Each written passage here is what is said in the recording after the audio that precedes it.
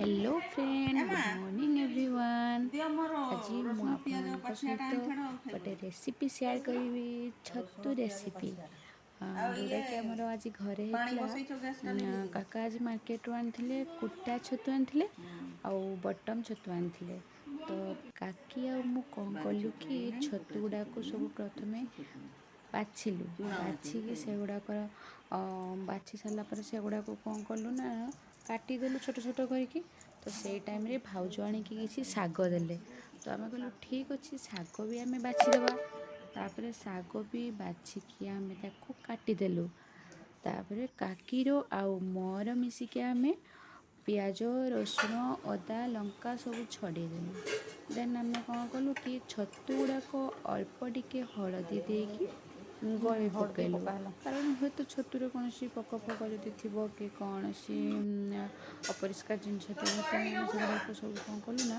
हलदी पकई कि 5 मिनट पर सेगुड़ाक ढाई नेलु जगह ना बहुत पानी बाहर ना छतुरु टे आगुआ देन काकी कौन कले छतु रसई गले कड़े बसई तेल देकी पियाज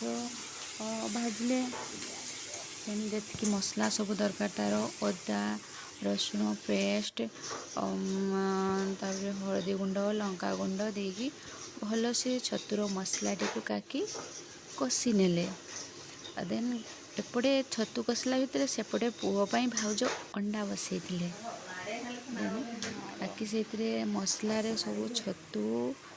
आलू देकी भल भाव गलैले गलई करी तार जी लुण दरकार से लुण देले देन लुण देलापर एगेन छतु को और आलू को गलैले तो ठीक से भितर जना पड़ा जे कड़े भितर गोटे गटिका टमाटो पड़ी यहाँ को आम काटा है नाला पर दे था बोली बट काकी देखी ना ना तो से दे सेटा को फिर काढ़ीदे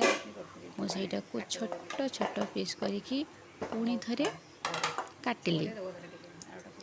काटला परे काकी से सब को गलैले सेपट भाउज अलग सब कम करते कारण भेंडी फेर भाजा हम बड़ी चूरा हम डाली हम से सब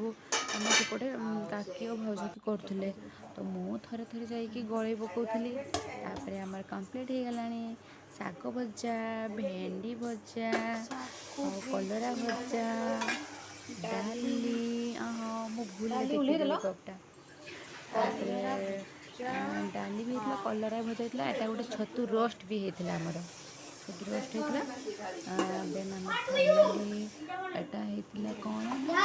छतु कषा भात भी होती